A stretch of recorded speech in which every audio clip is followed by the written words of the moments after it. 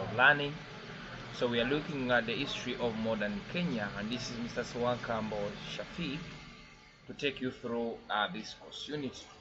So to begin with, we are going to look at the effects of the white settlers in Kenya towards their economic development. Remember, we looked at the reasons to why these people had interest in settling in Kenya and the challenges that they went through after settling in Kenya.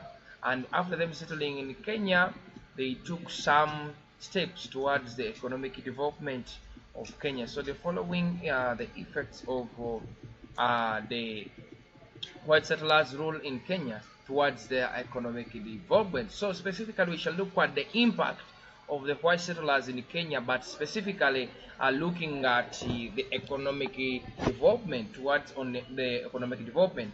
So the effect of the white settlers' role in Kenya on economic development, we shall see that after these people settling into Kenya, what things did they do that added value on the economic structures of Kenya to begin with. So the white settlers introduced what we call plantation agriculture, that is cash crop growing, the cash crop growing in Kenya.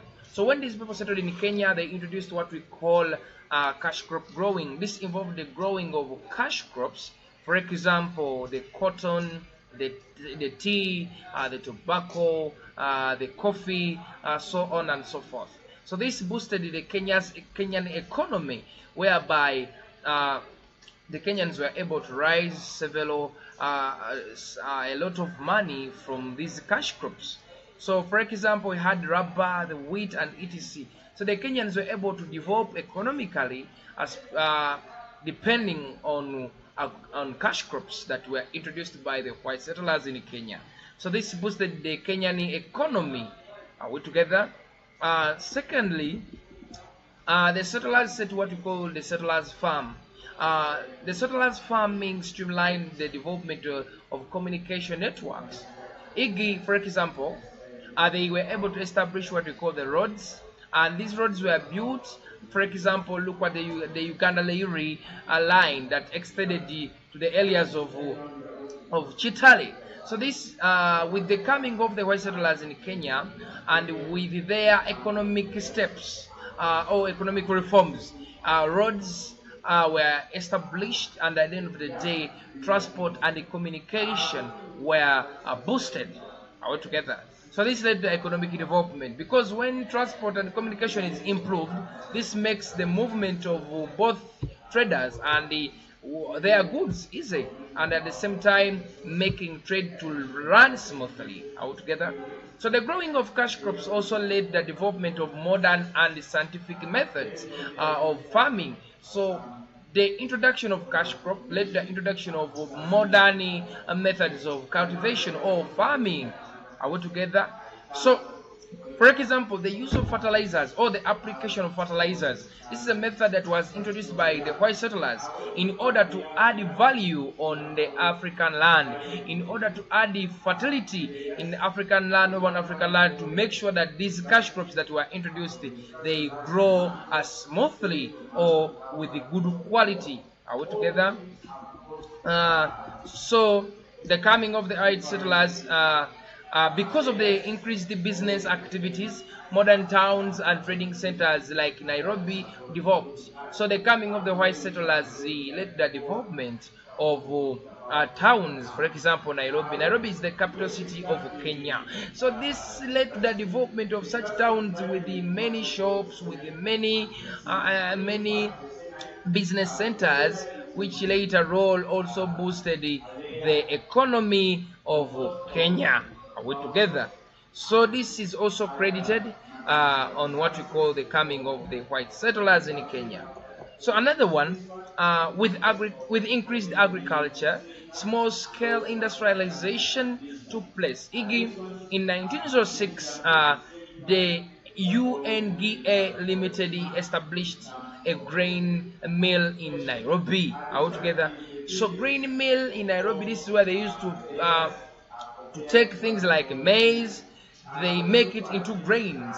They used to take things like cassava. So this industry was taken and it was purposely to produce, or it was purposely dealing in the production of foods that were producing what we call grains like maize and etc. This later role led to the economic development of Kenya. Still, the white settlers introduced what they call rearing of exotic animals, like in Kenya, the exotic sheep, cattle, and the pigs were introduced or imported from New Zealand and the Britain, and these were also introduced in Kenya. At the end of the day, it improved on Kenya's economic structure altogether. So another one. A lot of land that was previously idle was put to what we call good use. So the land in Kenya that was idle was put on good use by the white settlers. They used it, actually, they showed the Kenyans the value, they showed the Kenyans the importance of this land. So there was actually a lot of land that was idle left by the Kenyans when it's just there, nothing done on it. So when the white settlers came, they said, now this land could be good for cash crops, this land could be good for plantational farming, and at the end of the day they were able to clean out the bushes that were created by the idleness of the land. This also led to the improvement of Kenya's economy, since land was now made valuable and profitable through plantational agriculture. So the establishment of plantational farms created more employment opportunities for the Africans who improved on which improved on their standards of living. So many of the Africans that were employed by the white settlers to work on their farms later on were paid, and at the end of the day they had to add value on their economic standards altogether.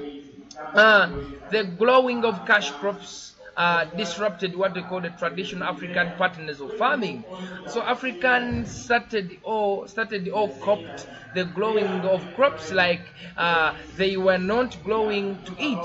So Africans embarked on growing of cash crops than commercial than this kind of crops which they used to grow for food. So many people turned from growing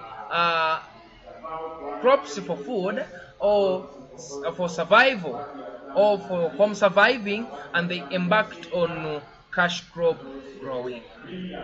So this later on increased on the volume of production in economic area.